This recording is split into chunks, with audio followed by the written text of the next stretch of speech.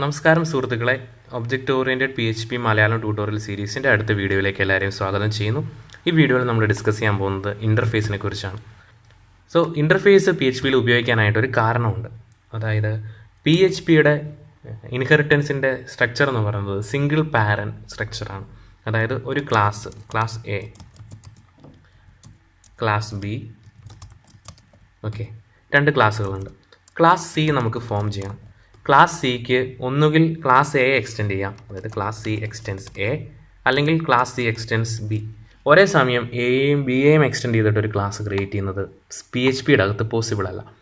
അതായത് class A നോക്കിയാൽ class എയിലൊരു function ഉണ്ട്, ഫംഗ്ഷൻ ABC.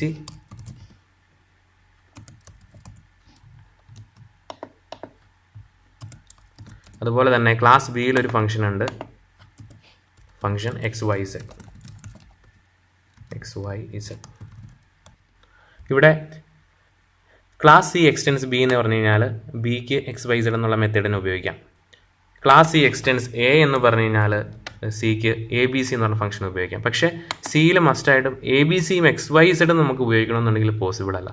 ഒന്നുമില്ലെങ്കിൽ എ എന്നുള്ള ക്ലാസ്സിനെ എക്സ്റ്റെൻഡ് ചെയ്യണം, അല്ലെങ്കിൽ ബി എന്നുള്ള ക്ലാസ്സിൽ എക്സ്റ്റെൻഡ് ചെയ്യണം. കാരണം ഞാൻ നേരത്തെ സൂചിപ്പിച്ചതുപോലെ PHP സിംഗിൾ പാരൻറ്റ് ഇൻഹെറിറ്റൻസെ സപ്പോർട്ട് ചെയ്യത്തുള്ളൂ. സോ ഇത് നമുക്ക് ഇൻഹെറിറ്റൻസ് വെച്ച് പോസിബിൾ അല്ല. ഇവിടെയാണ് നമ്മൾ ഇൻ്റർഫേസ് എന്ന് പറഞ്ഞ കൺസെപ്റ്റ് ഉപയോഗിക്കുന്നത്. ഇപ്പം ഞാൻ already class C extends A, അപ്പോൾ ക്ലാസ് സിയിൽ എയുടെ ABC എന്നുള്ള മെത്തേഡ് ഇൻഹെറിറ്റ് ചെയ്ത് കിട്ടി. എനിക്ക് ക്ലാസ് സിയിൽ ഇതിൽ ഒരു ഫംഗ്ഷനെ ഇംപ്ലിമെൻറ്റ് ചെയ്യണം എന്നുണ്ടെങ്കിൽ നമ്മൾ ഈ ക്ലാസ് ബിയെ ഒരു ഇൻ്റർഫേസ് ആക്കി മാറ്റണം. Interface B, then XYZ. ഇതിൽ ഫംഗ്ഷൻ്റെ ഡെഫിനിഷൻ പാടില്ല, ഡിക്ലറേഷൻ മാത്രമേ പാടുള്ളൂ. So function XYZ. ഇനി ക്ലാസ് സിയുടെ അകത്ത് നമ്മളൊരു കീവേഡ് കൊടുക്കുകയാണ് ഇംപ്ലിമെൻറ്റ്സ് ബി. ക്ലാസ് സി എന്ന് പറയുന്നത് എ എന്ന ക്ലാസ്സിനെ എക്സ്റ്റെൻഡ് ചെയ്ത് കിട്ടിയ ക്ലാസ്സാണ്. ഒപ്പം അത് ബി എന്നൊരു ഇൻ്റർഫേസിനെ ഇംപ്ലിമെൻറ്റ് ചെയ്യുകയും ചെയ്തു.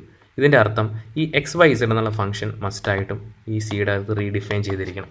സോ ഇത്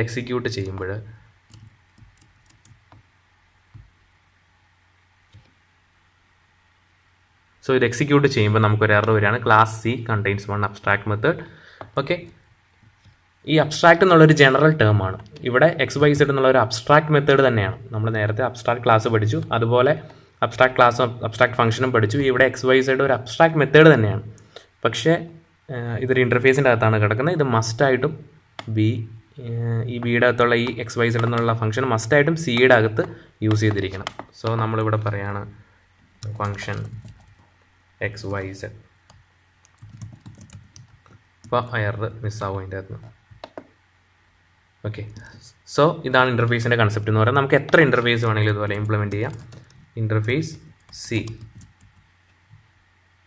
ഫംഗ്ഷൻ PQR ആണെന്ന് വെച്ചാൽ അതിൻ്റെ അകത്ത്. Then implements B, C.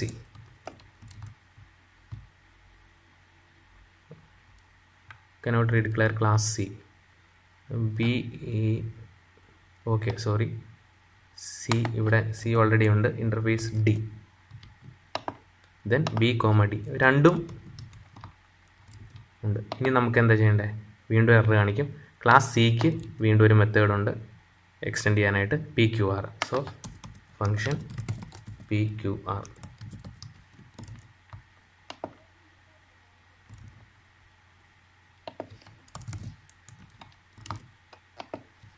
Okay, so എല്ലാം ഓക്കെ ആയി. ഓക്കെ, നമുക്കൊരു റിയൽ ലൈഫ് എക്സാമ്പിൾ ഇത് കുറച്ചുകൂടെ എളുപ്പത്തിന് മനസ്സിലാവാനായിട്ട് നോക്കാം. ഇൻ്റർഫേസ് എന്ന് പറയുന്നത് ശരിക്കും അൺറിലേറ്റഡ് ആയിട്ടുള്ള കാര്യങ്ങളെ കണക്ട് ചെയ്യിക്കാൻ വേണ്ടിയിട്ടാണ്. യാതൊരു റിലേഷനും ഇല്ലാത്ത ഒരു ക്ലാസ്സിൻ്റെ കേസാണെങ്കിൽ ഒരു പാരൻറ്റ് ക്ലാസ് എക്സ്റ്റെൻഡ് ചെയ്യുമ്പം ഈ പാരൻറ്റ് ക്ലാസ്സും ചൈൽഡ് ക്ലാസ്സും തമ്മിലൊരു റിലേഷനുണ്ട്. യാതൊരു റിലേഷനും ഇല്ലാത്ത രണ്ട് എലമെൻസിനെ നമുക്കിത് വെച്ചിട്ട് കണക്ട് ചെയ്യാനായിട്ട് പറ്റും. അതാണ് ഇൻ്റർഫേസ്. ചില സമയത്ത് നമുക്ക് ഇൻ്റർഫേസ് യൂസ് ചെയ്തേ പറ്റും. ഒരു എക്സാമ്പിൾ പറഞ്ഞു കഴിഞ്ഞാൽ നമ്മൾ വെഹിക്കിൾ എടുക്കുകയാണ്. വെഹിക്കിൾ എന്ന് പറഞ്ഞൊരു ക്ലാസ്. സോ ക്ലാസ്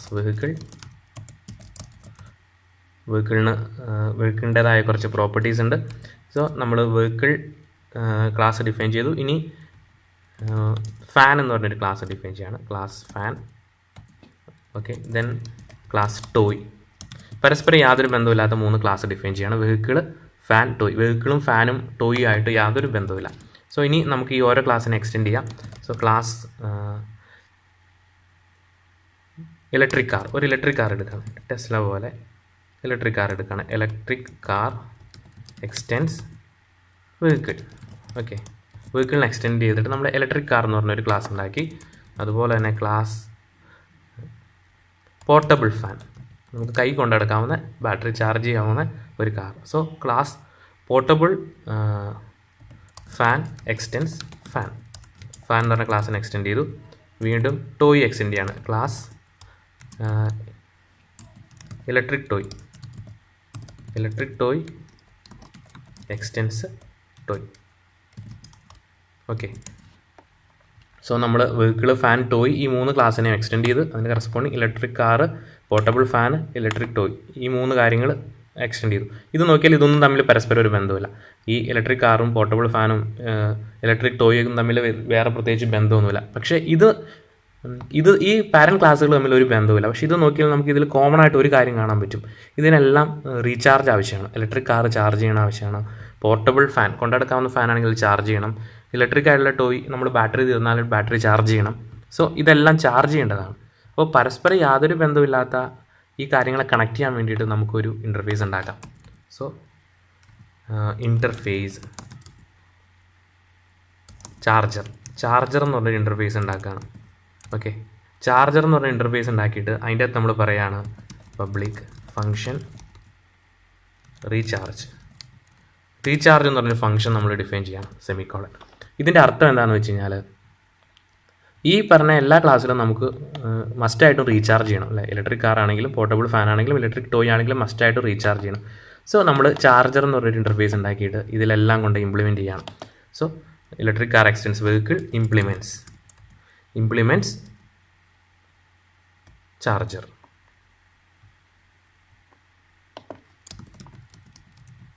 എല്ലാത്തിലും കൊണ്ടിടാണ് fan implements charger, toy implements charger. Okay, ഇനി നമ്മളിത് എക്സിക്യൂട്ട് ചെയ്യുമ്പം എറർ കാണിക്കും ഡെഫിനറ്റ്ലി. കാരണം ഉണ്ടോ, ഇലക്ട്രിക് കാറിന് ഇത് വന്നിട്ടില്ല എന്നാണ് പറയുന്നത്. ആദ്യം കിടക്കുന്ന ഇലക്ട്രിക് കാറിന് റീചാർജ് വന്നിട്ടില്ല. അപ്പോൾ നമ്മൾ എഴുതും പബ്ലിക് ഫങ്ഷൻ റീചാർജ്, അത് റീചാർജ് ചെയ്യാനുള്ള മെത്തേഡ്. സോ ഇവിടെ ഇലക്ട്രിക് കാർ റീചാർജ് ചെയ്യാനുള്ള മെത്തേഡ്. അപ്പോൾ അത് ആ എറർ പോവും, നോക്കിയാൽ അറിയാം. ഇലക്ട്രിക് കാർ മാറിയിട്ട് ഇനി പബ്ലിക് ഫങ്ഷൻ റീചാർജ് സേവ് ചെയ്തു. ഒന്നുകൂടെ റീലോഡ് ചെയ്ത് കഴിഞ്ഞാൽ ആ ഇലക്ട്രിക് കാറിൻ്റെ പോയി. ഇനി പോർട്ടബിൾ ഫാനാണ്, കാരണം പോർട്ടബിൾ ഫാനിൻ്റെ അകത്ത് റീചാർജ് മെത്തേഡ് ഇല്ല. So public function recharge. Okay, അത് തന്നെ നമ്മൾ ഇലക്ട്രിക് ടോയുടെ കേസിലും കൊടുത്തു. സോ ഇലക്ട്രിക് ടോയുടെ അകത്ത് നമ്മൾ റീചാർജ് മെത്തേഡ് കൊടുത്തു. നോക്കിക്കഴിഞ്ഞാൽ എറർ പോയിട്ടുണ്ട് ഇവിടെ. സോ കംപ്ലീറ്റ്ലി ഒരു റിലേഷനും ഇല്ലാത്ത കാര്യങ്ങളെ കണക്ട് ചെയ്യാനായിട്ട് നമ്മൾ ഇവിടെ ഇൻ്റർഫേസ് ഉപയോഗിച്ചു. ഇവിടെ ഒന്നുകൂടെ ഒരു പ്രാവശ്യം കൂടെ പറയാം. ഇൻ്റർഫേസ് ഡിഫൈൻ ചെയ്യുമ്പം ഇൻ്റർഫേസിൻ്റെ അകത്ത് നമ്മൾ അതിൻ്റെ മെത്തേഡിൻ്റെ ബോഡിയല്ല പറയുന്നത്, അതിൻ്റെ ഡെഫിനിഷൻ എങ്ങനെയാണ് ഇങ്ങനെ ഡിഫൈൻ ചെയ്യണം. അതായത് പബ്ലിക് ഫങ്ഷൻ റീചാർജ് എന്നാണെങ്കിൽ ഇവിടെ അതുപോലെ തന്നെ ആയിരിക്കണം ഡിഫൈൻ ചെയ്തിട്ടുണ്ടാവുക. ഇനി ഇവിടെ ഒരു ആർഗ്യുമെൻ്റ് ഉണ്ടായിരുന്നു കരുതുക, $A എന്നാണെങ്കിൽ ഇവിടെ ഒരു ആർഗ്യുമെൻ്റ് ഉണ്ടായിരിക്കണം. അത് അവിടെ ഫംഗ്ഷൻ എങ്ങനെയാണ് പറഞ്ഞിരിക്കുന്നത്, $A എന്നോ B എന്നുള്ളതല്ല, ഏതെങ്കിലും ഒരു ആർഗ്യുമെൻ്റ് ഉണ്ടാവണമെന്ന് ഇവിടെ പറഞ്ഞിട്ടുണ്ടോ, ഇവിടെ മസ്റ്റായിട്ടൊരു ആർഗ്യുമെൻ്റ് ഉണ്ടായിരിക്കണം. മിക്കവാറും സ്പെസിഫിക്കേഷനുകൾ പറയുമ്പോഴൊക്കെ നമ്മൾ ഇത് പറയാറുണ്ട്. അതായത് ചാർജർ എന്ന് പറഞ്ഞ ഇൻ്റർഫേസ് വേണോ, റീചാർജ് എന്നുള്ള ഫംഗ്ഷൻ ഉണ്ടായേ പറ്റുള്ളൂ. അപ്പോൾ ചില സമയത്ത് നമുക്ക് സ്റ്റാൻഡേർഡുകൾ ഡിഫൈൻ ചെയ്യാനായിട്ട്, വെബ് സ്റ്റാൻഡേർഡുകളൊക്കെ ഡിഫൈൻ ചെയ്യാനായിട്ട് നമ്മൾ ഇൻ്റർഫേസ് ആണ് ഉപയോഗിക്കുന്നത്. അതായത് നമ്മൾ പറയുകയാണ് ഒരു ബ്രൗസറിൽ ഇന്ന ഫീച്ചർ വേണമെങ്കിൽ അവർ പറയും ഇന്ന ഫീച്ചർ വേണോ, ആ ഫീച്ചർ ഇന്ന രീതിയിലായിരിക്കണം, ഇന്ന മെത്തേഡുകളായിരിക്കണം അതിൻ്റെ അകത്ത് ഉണ്ടാവേണ്ടത്. അതെങ്ങനെ എഴുതണം എന്നുള്ളത് പ്രശ്നമല്ല. റീചാർജ് ചെയ്യാൻ എന്ത് മെക്കാനിസം ഉപയോഗിക്കാം, പക്ഷേ റീചാർജ് ഉണ്ടായിരിക്കണം. ഓക്കെ, അപ്പോൾ ചാർജർ എന്നുള്ള ഇൻ്റർഫേസ് കൊടുത്താൽ റീചാർജ് ഉണ്ടായിരിക്കണം. റീചാർജ് എങ്ങനെ ചെയ്യാമെന്നുള്ളത് ക്ലാസ്സിന് തീരുമാനിക്കാം. സോ ഇതാണ് ഇൻ്റർഫേസിൻ്റെ ഐഡിയ എന്ന് പറയുന്നത്. വളരെ ഇമ്പോർട്ടൻ്റ് ആയിട്ടുള്ളൊരു കാര്യമാണ്. നിങ്ങൾക്കിത് മനസ്സിലായി എന്ന് വിശ്വസിക്കുന്നു. നിങ്ങളുടെ സംശയങ്ങളോ നിങ്ങളുടെ അഭിപ്രായങ്ങളും നിർദ്ദേശങ്ങളോ ഒക്കെ കമൻ്റായിട്ട് തരിക. അടുത്ത വീഡിയോയിൽ നമുക്ക് വീണ്ടും കണ്ടുമുട്ടാം. ബൈ.